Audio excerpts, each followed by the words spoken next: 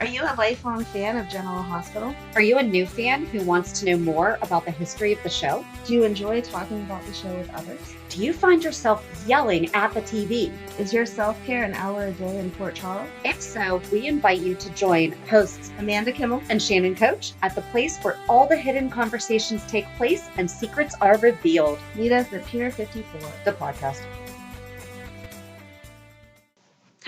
Hi! Welcome to the Port Charles 411 about Luke and Laura's wedding. I love the way you say it, like you were there.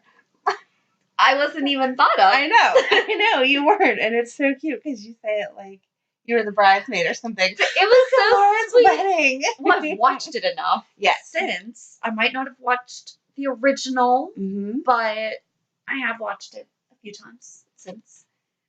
So what we're going to do is Amanda is going to cover information about the wedding. Yes, I will have the wedding day down pat. And then I'm going to read some of our listeners' memories from Instagram and Twitter. Wait for that. And a few fun trivia facts that I found. So we'll just do that. Trivia facts. That sounds fun. All right. If you haven't watched it, there's like 1,000 different YouTube channels. I did go back and watch it.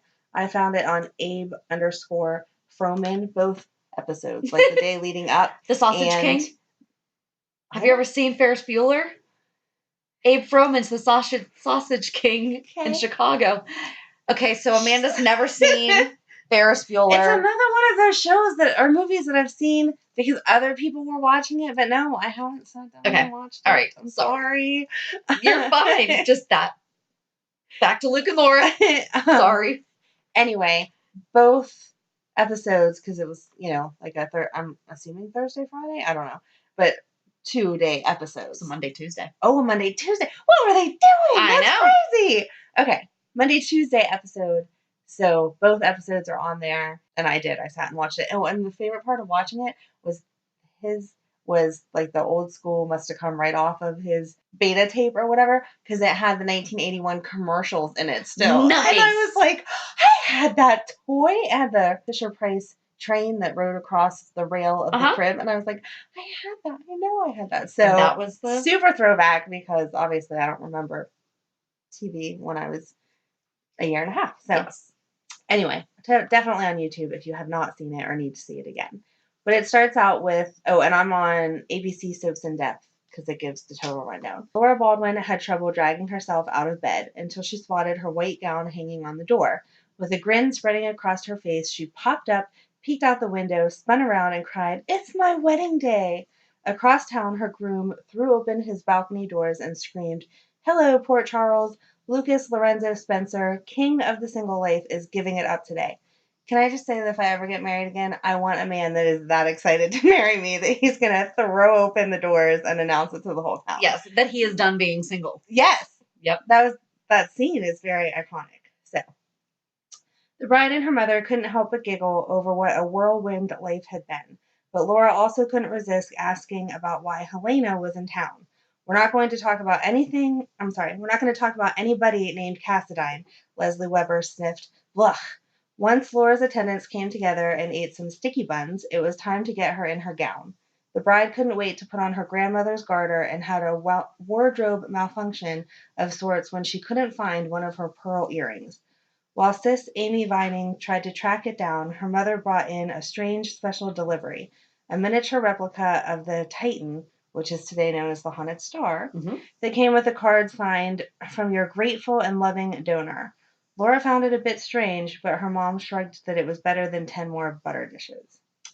The groom, meanwhile, skipped out for one last fling, which actually meant promising his beloved Aunt Ruby, which it was so amazing to see Aunt Ruby in all these scenes, that he would always need her. But the hungover best man, Robert Scorpio, and Slick Jones worried that Luke and Laura might have run off to elope, or worse, that the groom had hit the road to avoid all the commotion. "You think we can improve Laura's life if I stand in and marry her?" Slick deadpanned. Of course Luke returned, and Slick sent him to get dressed stat. That's when Helena's emissary came to ask if Luke would attend her reception the following night. Needless to say, he didn't intend on skipping his honeymoon for a Cassadine. Like Laura, Luke also received a mysterious boat and then found a piece of jewelry missing. and he was not happy to leave without his stick pin. Nonetheless, the guys piled into a classic car and headed for the mayor's mansion in style, laughing and honking the whole way to the wedding. With an epic Port Charles and Beecher's Corner, which I didn't realize until watching this that it's been a part of the Port Charles neighborhood so long. Sorry. With an epic Port Charles and Beecher's Corner potluck coming together on the mayor's lawn, Agnes Whitaker was overseeing the final touches for the wedding, and just about everyone was pitching in or rushing to get ready in time. After a kitchen disaster, Lila Quartermain had come to the rescue to take Emma Lutz to get a brand new dress, and by the time they arrived, locals had already lined up outside for a glimpse of the bride. All this fuss about a wedding, Edward huffed before leaving the Kew mansion. I don't know who Emma Lutz is. Neither do I. I'm assuming she was a pretty substantial character from watching it and just like the big deal that they were making about her getting ready. With a drum roll, ushers Joe Kelly and Brian Phillips were sent out to greet the wedding party, and Delphina was sent to check on the bridesmaids, who were looking pretty in pink and purple. After the guys escorted Leslie and Ruby down the aisle, Bobby Spencer, Amy, Tiffany Hill, and Claudia Phillips rolled up, followed immediately by the blushing bride. She looks beautiful, Amy cooed, as the crowd applauded and shouted over their overwhelming approval. Shouted out for their overwhelming approval. I didn't like that everybody got to see her before she walked down the aisle. For my wedding, But it was outside. I know they had people like lining the driveway as she pulled up in the car. Mm-hmm. I would no. Is that how it was done back then, though? I don't know. I'm assuming because it was at the mayor's mansion, there was all that extra space to have everyone. Mm-hmm. With a fanciful version of the GH theme song playing, Laura walked the red carpet, escorted by stepdad Rick Webber. And with everyone looking at her gorgeous veil, headdress, and smile, no one even noticed Helena watching from the door. Dun, dun, dun. Luke met his bride, and with their eyes locked, they finished the walk to the altar side by side. The two young people before us, through their love for one another, remind us that this is what makes life precious to all of us. Love, loyalty, and courage, said the officiant. Together, in the face of extreme dangers to themselves, they overcame powerful forces that sought to destroy Port Charles and its people, even the entire world.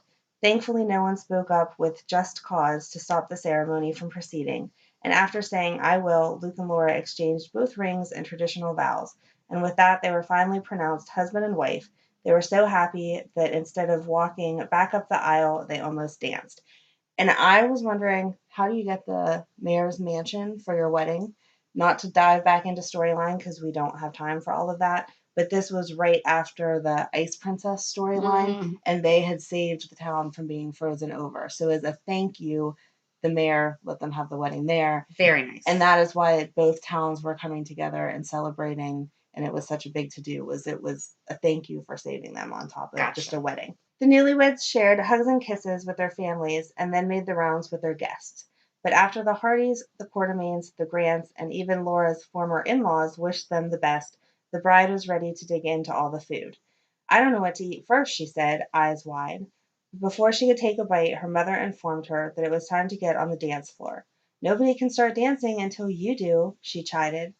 "What do you say, Mrs. Spencer? Want to take a quick buzz around the floor with your old man?" Luke asked.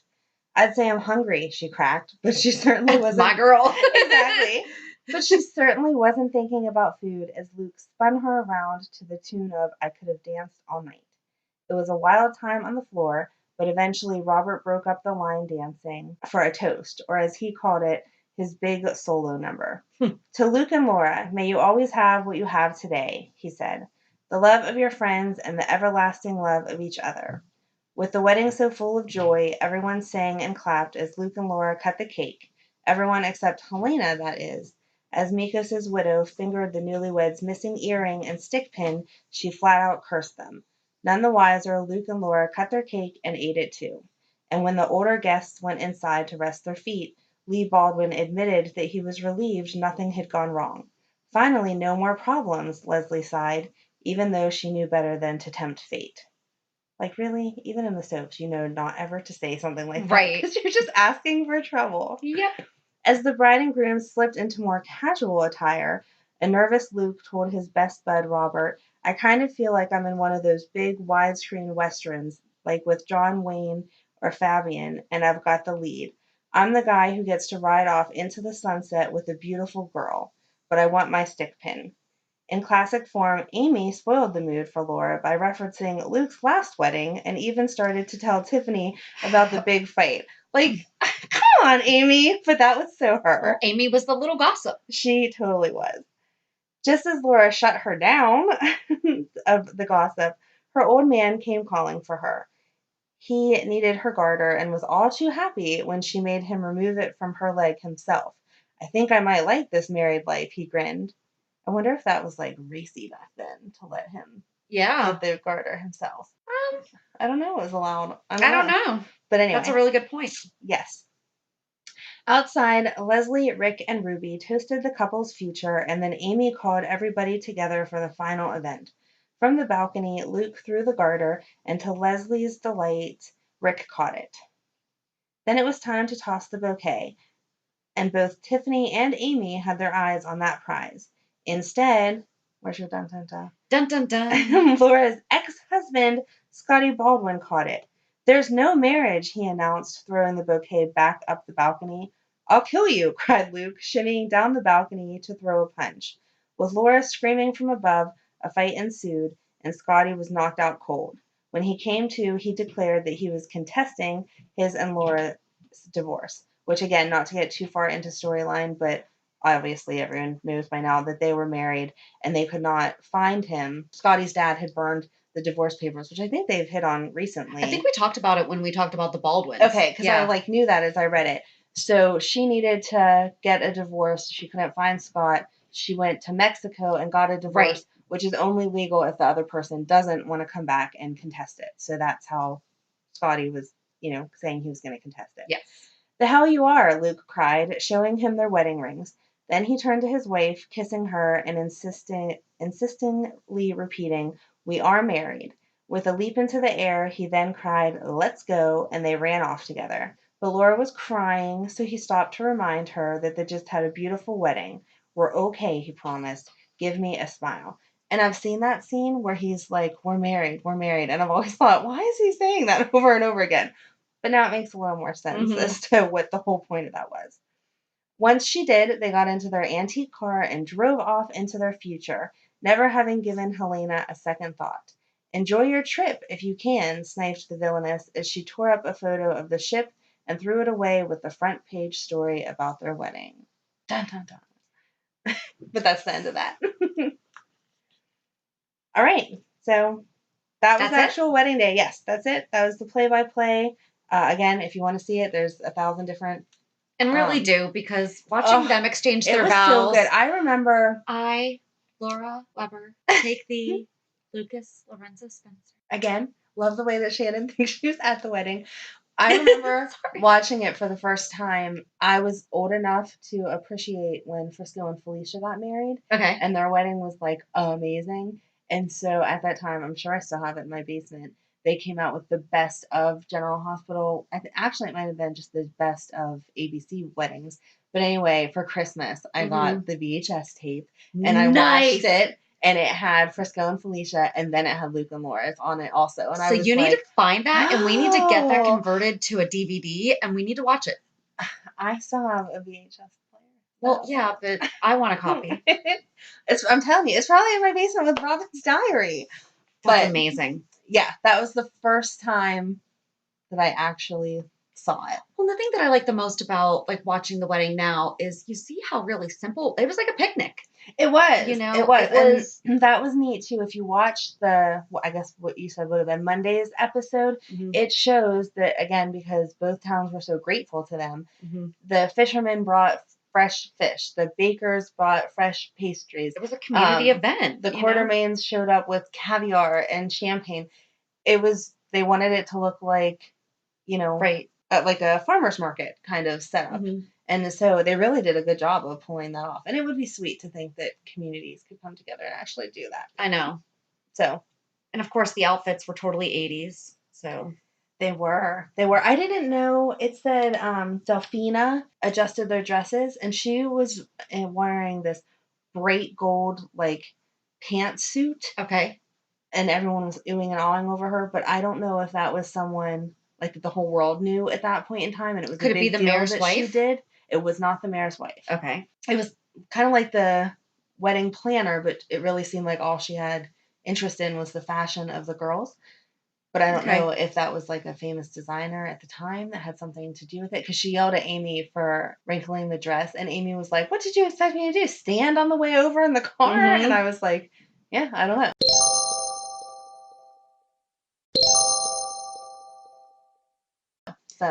So speaking of dresses, we'll get into the little fun facts. Okay. Genie had to stand for 13 hours because she was not allowed to sit. Oh my God. Because she would have wrinkled the dress. Thank God for modern fabrics that you can move in, because I could not do that. So I used a couple different resources. Alcatron is a new one. Okay. And they talk about the cultural impact of Luke and Laura's wedding. November 17th, 1981, the wedding brought in 30 million viewers. And it remains the highest rated soap opera episode in American daytime television history. I do believe that it is still just like the highest rated, although I wonder if the O.J. Simpson trial verdict might have more views. Because that happened during the day. Right. But still. So it's at least that. Like, it's a daytime drama. It's the top soap moment of all time. And 30 million viewers. That was before VHS. Mm-hmm. That's before... I mean, those were live viewers. Right. So people were... Took the day off of work. Yep. And Elizabeth Taylor made a cameo. And she originated the role of Helena Cassadine. And she was just a big fan of General Hospital. So, you know, I don't know if they approached her or if she approached them. I always heard that she asked to be put in cool. because she was such a fan. So I found an article on tvguide.com that was interviewing Tony Geary and somebody else. And they were talking about the wedding. And she said that Anthony Geary said after Elizabeth Taylor's appearance, there were a lot of big names that wanted to be on GH. And Gloria Monty, her attitude was, I don't need stars, I make them. Ooh, nice. Yep. So, and we've talked about the fact that there are a ton of people who got their start on General Hospital. So we will be doing that at some point as a 411 as well. But also, Princess Diana sent them champagne, and I had heard that she sent each of them a bottle. Okay. But on the very short-lived Katie Couric show, Jeannie Francis made an appearance and talked about it. And she said that, you know, they knocked on her door and they gave her the bottle of champagne, and she didn't really understand what was happening because Prince Charles and Princess Diana had gotten married that July. Oh, okay. So they had just gotten married, which was obviously a big deal. And I guess Princess Diana was a big fan of the show, so she sent them champagne. That's so awesome. But the staff had to take it away because Jeannie was underage. She was only 19. That's not fair. So, she should have at least got to keep the bottle. I don't know if she got to keep it. I mean, don't open wouldn't that be amazing? Yeah, I promise I won't drink it. Please just let me keep this forever, because when do you have a princess sending you stuff? Exactly. A legit princess. Yeah. You know? And they're often called the first super couple, even though there had been quote unquote super couples before them. But I mean, they are considered the start. Right. Everyone knows them. Even if you've never watched a soap opera in your life, you still know who Luke and Laura are. Yep. And then you mentioned about, you know, Felicia and Frisco's wedding, and more basically like their wedding really made the shift of daytime, and other shows tried to mimic it. They even tried to, you know, recreate. And I mean, we still have it now when certain characters get married on different shows and everything. It's always such a big deal and blah, blah, blah, blah, blah. And they're basically just trying to recapture that magic. Maybe they're doing it wrong because they're not getting the whole town involved. Yes. You need to have the whole town. You have to have the world almost frozen. Exactly. You have to save the world from being frozen, and then the mayor has to give you his estate for the day. Yes. And then all the towns have to come together. Because it said that there was no real plan. Just everyone was asked to bring something. Yeah. Luke and Laura didn't, you know, make sure we had this from this person or this from that person. There was no seating chart. No, everyone just bring your stuff and then sit down.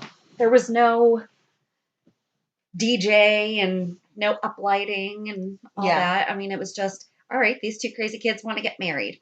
So then in 2006, they had them celebrate their 25th anniversary, but by basically like renewing their vows. But this is when Laura was in her catatonic state, and she briefly came out for the wedding and then went back into it. Very convenient that she happened to wake up, and when she woke up, she didn't remember that they weren't together anymore, because that was the wedding, right? That he let them. He was with Tracy. Yeah, just so that it wouldn't harm her. Progress. Was the idea. So that craziness. It was good when it was happening, but it's another one of those storylines that you think about and go, really? That's just a little too convenient. So really, though, Laura kind of saved General Hospital, because in 1978, I think we talked about this when we talked about the Webbers, that they were on the brink of cancellation, and they were actually the lowest on the Nielsen ratings. And executive producer Gloria Monty took over. She put Laura kind of at the forefront, and the rest is history. I mean, Luke was brought in. He was only supposed to be on for 13 weeks.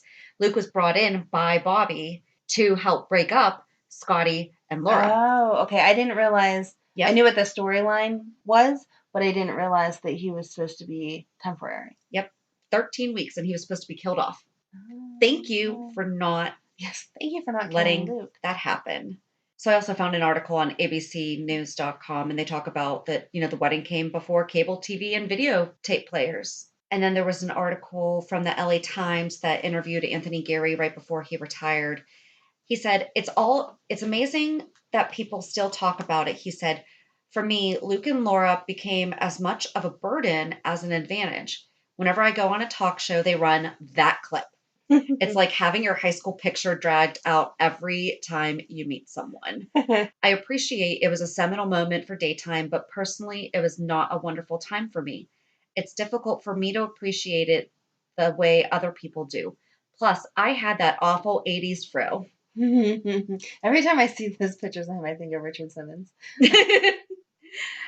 And he said Genie was only 17 at the time, and he was 32. She was 19. I think. He might be right, but when I read that, I'm like, that's wow. Right. No, I did not realize that. I mean, I knew he was older, but I thought like 26. Right. Not almost double her age. Wow. Yeah. First of all, he's aged really well. Yes. That's not fair. He must use that same skincare that Nell's attorney uses. Yes. And I wonder why they matched them up. I mean, they had great chemistry, but wow. Oh, but back to, so the role was only supposed to last 13 weeks, but when Monty and the late Douglas Marland had the shady Spencer become smitten with Laura, everything changed. Mm-hmm. So that was all the little trivia, facts, and everything that I found on the internet. There weren't as many as I thought that there was going to be. Yeah, I thought we were going to get flooded. Yeah. But I mean, really, the general consensus has to be that was an awesome wedding. So for once, Amanda watched and I didn't. Which never happens. No. This should go down in history. But was there anything that It was just neat to see the old characters. And the characters that they keep talking about now that I had no recollection of because we were so young. Mm-hmm. For example, this is when Alan was with Franco's mom, Susan Moore. And so you see Monica at the wedding, and somebody asked her, was Alan coming, and was he coming alone? And she was like, I don't know. And then you see Alan at home with Susan, and she's like throwing a hissy fit like you would about, I want to come to the wedding. And he's like, no, it's not the right time. It upsets my mother, and I don't want to do that to her today. And so then he goes to the wedding, and it shows later where she's like, just having the normal fight that you would have about, I'm your girlfriend, you won't take me places. Because your wife's going to be there. Right.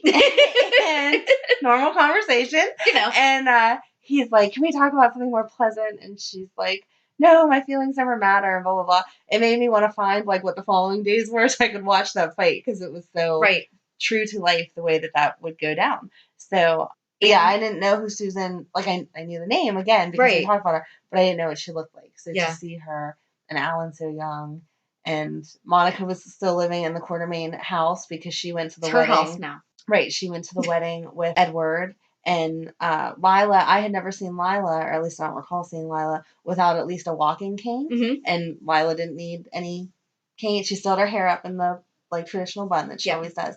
But she was walking around like... Have you ever watched The Sound of Music?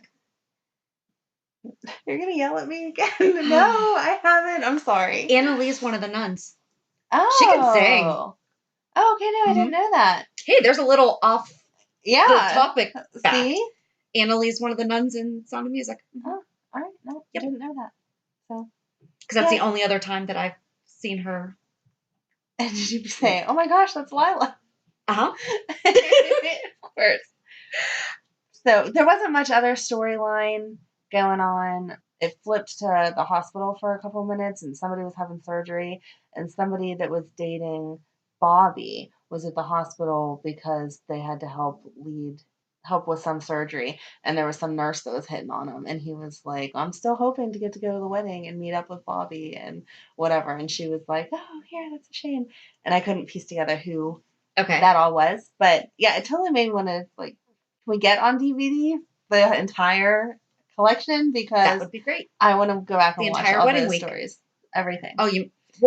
So I know I don't have 56 years to watch it all, but no, because it's actually not too far away, because I found an article again from the LA Times, and it was about the women who started SoapNet and how they got all the content. And there is 200 feet beneath the rolling hills of western Pennsylvania lies a closely guarded labyrinth with more than 20 miles of tunnels and hundreds of unmarked rooms where some of the most important records in the world are kept. It's also where SoapNet executives had to venture to track down early years of the love story between General Hospital's Luke and Laura. That's so cool. It's in Pennsylvania. I know. We should go. Oh, we should. Road trip. And it's called Iron Mountain Underground. Okay. And when they were doing the 25th wedding anniversary, like, they watched a bunch of clips and showed them on Sunday. We need SoapNet back. Seriously. We do. It was great. And I was impressed that YouTube, I know everyone says YouTube has everything, but I was impressed that 1980... Do you see why I use it so much? But you still use it for more current stuff. It's not, like I said, in my basement, I have VHS tapes with, 90s stuff on it. But back to 81, like, no. Yeah. I mean, I just think that's really cool because they had over 5,000 episodes to choose from. Wow. Could you even imagine watching 5,000 episodes of General Hospital? We should do the math on how many episodes we've probably watched. No, we probably shouldn't. Because, I mean, we did both take breaks at different times. That might get a little crazy to think we've spent that many hours of our life.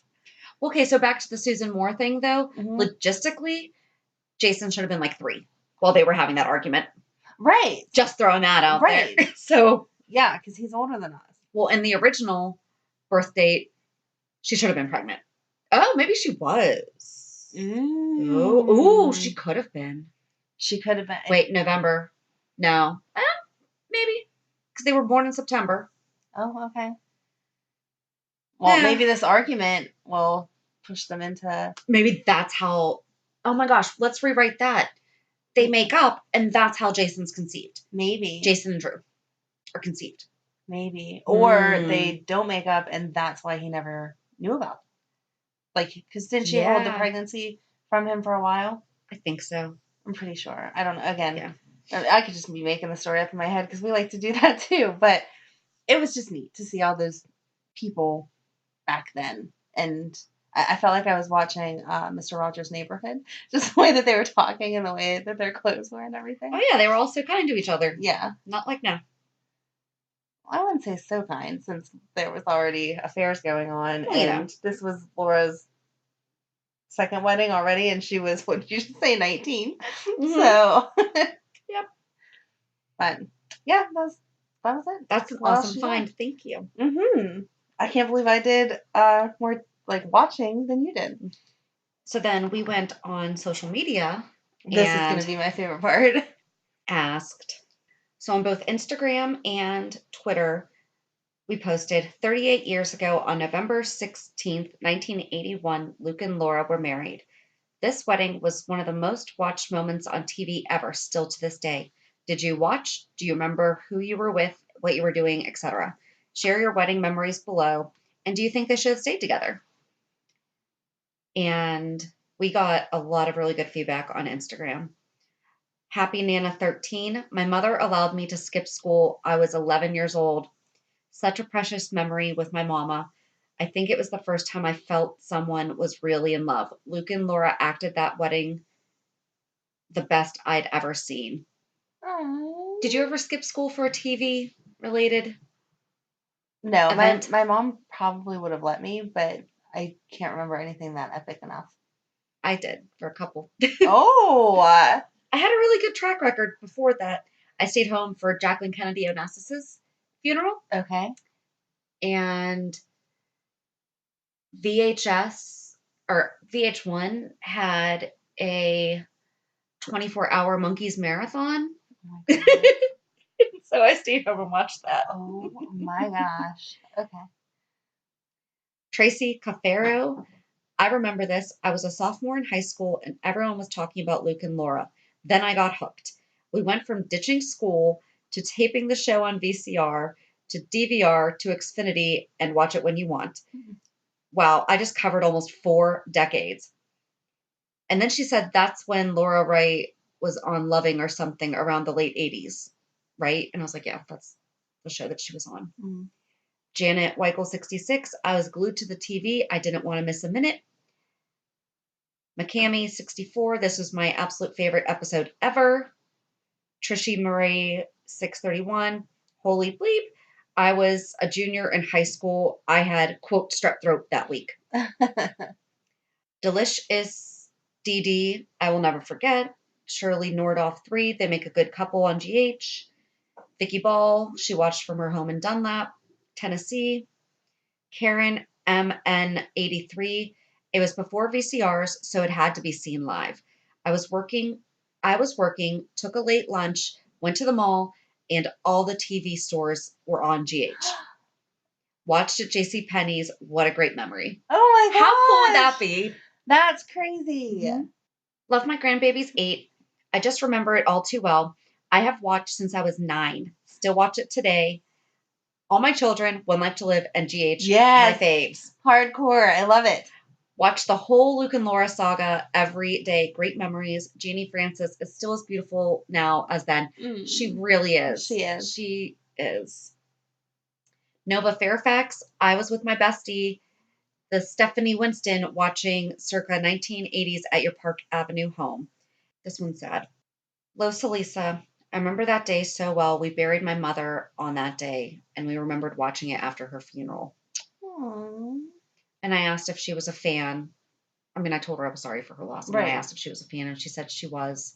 And she started watching it with her when she was 3 years old, and she'll be gone 38 years this month. Aww. So that's just sad. Lots of people just saying that they're such a great couple.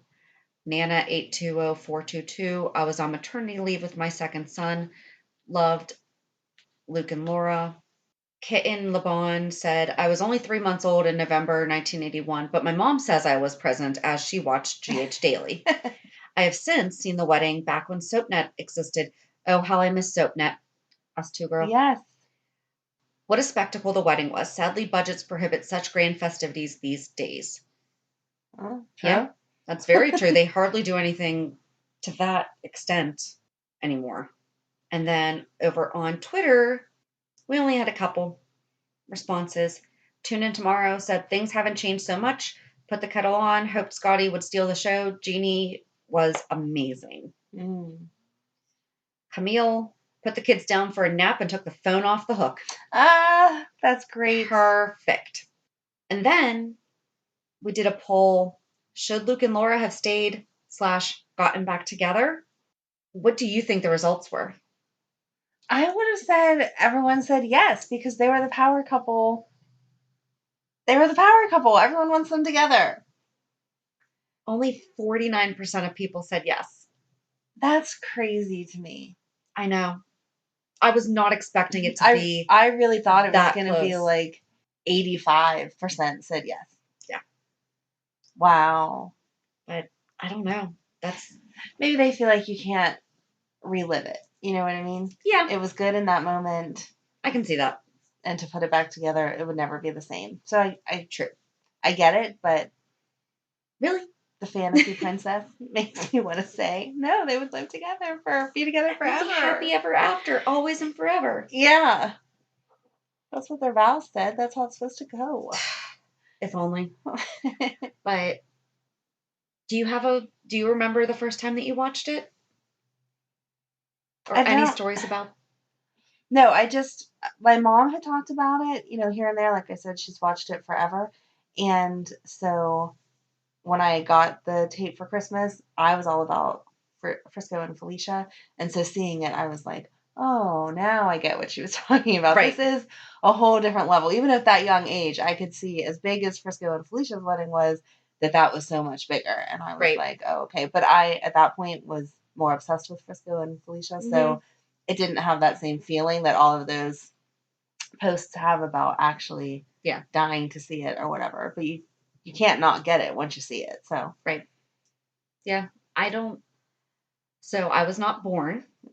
Shannon's a baby. I am 37. So I barely was not born. It doesn't matter. Take it as long as you can for people to say you're a baby. But no, I hate that.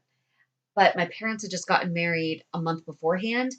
And my dad was in the Navy and he was going out and they didn't have a TV. And my mom was like, you're buying me a TV because I'm not missing that wedding.